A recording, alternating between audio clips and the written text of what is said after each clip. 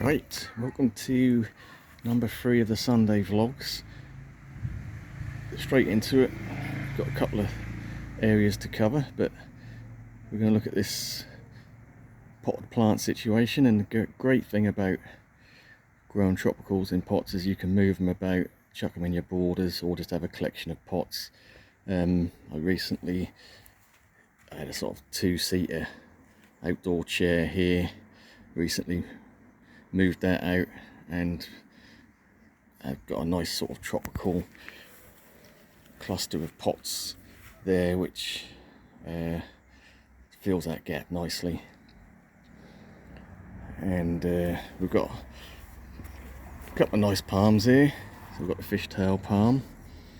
It's doing well. It always sits outside for summer, then comes in as a house plant for winter. Real easy one.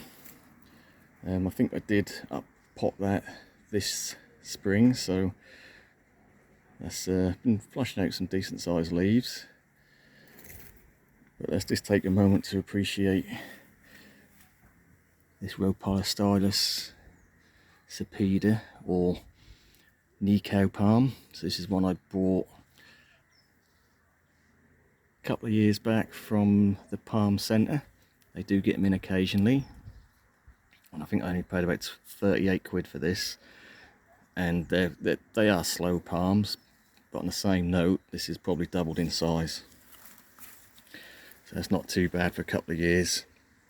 Did buy 2, put one in the ground, survived winter with damage, never really recovered, died the next winter.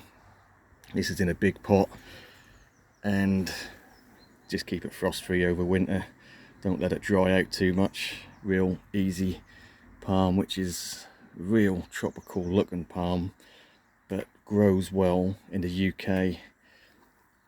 Summer definitely, because they don't like hot summers. They you know, anything more than 25 degrees they don't like. So between 20 and 25, this is the maximal or the best potential for growing for these sort of palms. They do like it moist, they do like it more sort of shady, but they are fantastic palm.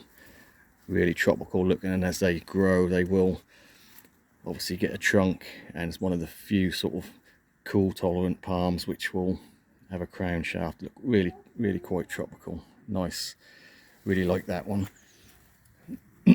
Right, so I did have a question, or someone mentioned a comment about agave, sort of cold hardy agaves, what the best types, or even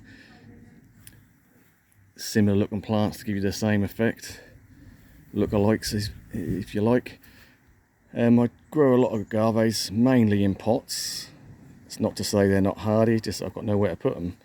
And sometimes when they get too big, if they go straight in the ground, they can grow quite quick, to be fair. I found that with the Agave Americana, definitely grows real quick. In pots they're a bit slower, but it also gives you, again, the opportunity to move them about and you know, overwinter them in just a cool greenhouse. So in general, most of the agaves you'll come across are pretty cold tolerant. I would say they're cold hardy, but not damp hardy. So that's, I know everyone says it, they take the cool but not the damp. So as long as you can keep them dry, you'll get away with more than you think. Even some of the more tender ones, like this sort of tricolour, will really, you know, they'll take -10. Well, that might be pushing it a bit. Let's say -5, as long as they're dry. Even sort of above freezing conditions, if they're wet, they will die and rot out. You know, so as long as they're dry, they'll take the cold. And sort of just going back to the pots here, I have got a Agave attenuata, which is probably the least hardy agave I grow. It's probably the nicest looking and real soft leaf, so they're not sharp at all. You can't hurt yourself on them, and they're really pretty plants. But even this I will just keep in an unheated greenhouse, as long as it don't get It will take damage if it goes below freezing. This actually goes in my summer house, where it probably does go below freezing, but it does warm up during the day, and it takes a little bit of damage. I mean, to keep it damage free, you probably got to keep it +5, maybe in a conservatory or something, but it will take a little bit of damage, but in general it'll grow well. So I mean, that's the most tender agave I grow, and that survives every year, and I've had a couple of pups off it as well. Right, excuse the mess here, I was busy potting up during the week. Right, so back to agaves. I mean, Montana is a real tough one, possibly the most damp and coldest tolerant. I don't grow it myself. I'm not a fan of the form.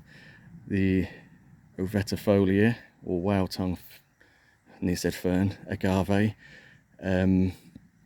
is another tough one, but again, really free draining, possibly a shelter over it. And yeah, Agave Americanas, which I've got a fairly sizable variegata here, and I've had that many years from a very, very small plant I bought for £1 at a car boot. And it's not quite as fast as the standard green, but that is prettier. And all I do with this, it's in a raised bed, but I do just put a rain cover over winter, and you know, that takes the cold. So if you want something similar looking, but not quite an agave, something what I would say is considerably hardier, Mexican lily. So very similar look to a large agave, similar colour to like maybe the Americana. Quite a sizable plant. In a similar way, they will put a flower spike up, and that will basically kill them. So they're monocarpic, they die after flowering, but they will send up lots of pups, the same as an agave. And we can see here there's multiple little pups here. So I've had this here for about 4 years from a very small plant, so they grow pretty quick. They're as hardy as a lot of these agaves, but they take the damp better. These things, I've got some variegated ones as well, and they've taken -8 with no damage. I wouldn't push them much more than that, and that again is in my garden in very sandy soil. So as long as you amend the soil or have it in a raised bed, these are a good alternative to an agave. Give you that size, that form, the colour. You know, most people wouldn't tell them apart. But again, these are soft leaves, so they're not going to hurt you. So in a sense, they're a lot better option than if you know, a cheap, really available Americana. Again, can grow quite quick. These will grow quicker. They're less dangerous and give you a very similar look, and probably more damp tolerance. So a good all-rounder. So that would be my top choice if you want an alternative, let's say, to an agave. Right, so that's sort of that area covered. I mean, what I am going to do is probably, now this is flowered, I may well look into digging this up and dividing off all the smaller plants, and I'll probably keep one somewhere and give some away or whatever, do some swaps. But that's going to leave a big hole there because it's taking up a big space. So I'm looking to get the aforementioned Agave ovetifolia. So really sort of white whale tongue agave, which do get massive, but this is a big enough space to house that. I think that'll do well, and that'll fit in well with the Brahea amata and the other sort of agave type plants around it. So that's my plan for that. So my question is to anyone, I mean, I don't go trawling the internet for best places to buy. I mean, I do for palms and stuff, but maybe not agaves. I could spend a bit of time, but if anyone's got any suggestions of where to get, I'm not talking about I'm not looking to get a specimen, you know, something about a foot across, Agave Americana. So if you know somewhere that does them at a reasonable price, please let me know. Right, so what have I been up to this week? I've done a bit of potting up, nothing exciting, not going to cover that. But what I did do, so this is Sunday, it's about 10:30. It's a really nice warm day. It's going to get warmer next week, so there's another borderline heat wave. We've got this, and I can see through my camera it's looking a lot yellowier than it is in real life, but don't get me wrong, it needs a good feed. And I brought this from, interestingly, it's a garden that I've driven past a few times in town. I've always admired it. Always looked really well kept and all the tropicals. And I see this on Facebook Marketplace, 40 quid for queen palm. I said, you know, I've got a few queen palms already. They do alright for me. I'll get that for 40 quid. It's got a sizable trunk on it. It's probably thicker than any of the queen palms I've got trunk wise. It's not the tallest, but mine are quite stretched. But it's a real chunky little trunk, and I thought for 40 quid I'll have that. It is pushing out a new leaf, which is looking a bit greener. I will say it is in like a clay pot or terracotta pot, and very root bound. I had to break the pot to get it out. So we've repotted it in a nice fresh mix. But what I wasn't expecting, I was expecting this to be the standard Syagrus Romans-Offiana. But very pleased to see that's the Santa Caterina form, which is the mountain form, so potentially hardier. And I have already got a couple of these. I've got one in a pot just there, small, and one on the ground, which has survived 2 winters with a little bit of damage, but it grows quite well. So because it's a mountain form, it grows a little bit quicker in a cooler environment like the UK, and it takes a bit more cold. And the one in the ground I've had for 2 years has seen -7 with a little bit of damage on a new spear, but apart from that, pretty good. So with a little bit of feeding, and now it's been repotted, this should colour up a bit better, and it's pushing out a new spear. So a couple of years time, this will be a really nice palm. So I potted it up because I'm gonna chuck it in a summer house over winter, and if I've got a space, or if I lose anything, really bad winter, we lose something, then I'm going to put this in and give that a try. So yeah, real pleased with that. 40 quid for an established trunked palm like that. So again, the foliage, yeah, nothing special. I'm not saying, I'm not having a go at how it's been kept, because I've got palms that don't look good as well. That's easily done. They need repotting, and you put it off, and before you know it, that sort of looks a bit rough. And this is nothing that can't be brought back, but just the trunk alone, 40 quid, well worth it. Right, so other than that, I mean, other than lots of watering, because we haven't had any rain again since that couple of weeks back when we had a sort of solid week of rain.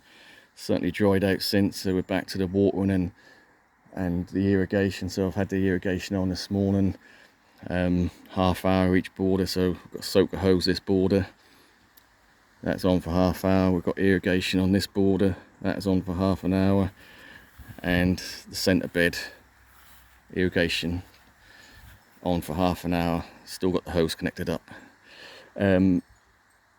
While that was doing this thing, I went round and watered stuff in the little greenhouse, the hot house, and stuff in the front garden. You know, just watering can. Just, you know, that saves time when you've got irrigation. You can do it double time basically, because while one area is getting irrigated, you can hand water pots and other things. We've got a new leaf opening on the Edenidia Morellii Christmas palm. That's nice to see, because a couple of the older leaves are And this is a combination of sun damage last year and sort of winter damage. I don't like overwintering too much indoors, but that has pushed out 2 new leaves this year, so that's looking alright. Quite pleased to see that open up. So other than that, it's just watering, weeding, trying to keep on top of the bindweed, because that's one of the few plants that'll just go mad whatever the weather. Yeah, I think really that's about everything I want to cover this week. So what we'll do is we'll leave it there. Again, anything I've covered, you've got any comments or suggestions, let me know. Let me know your best palm or tropical plant bargains you've brought this week.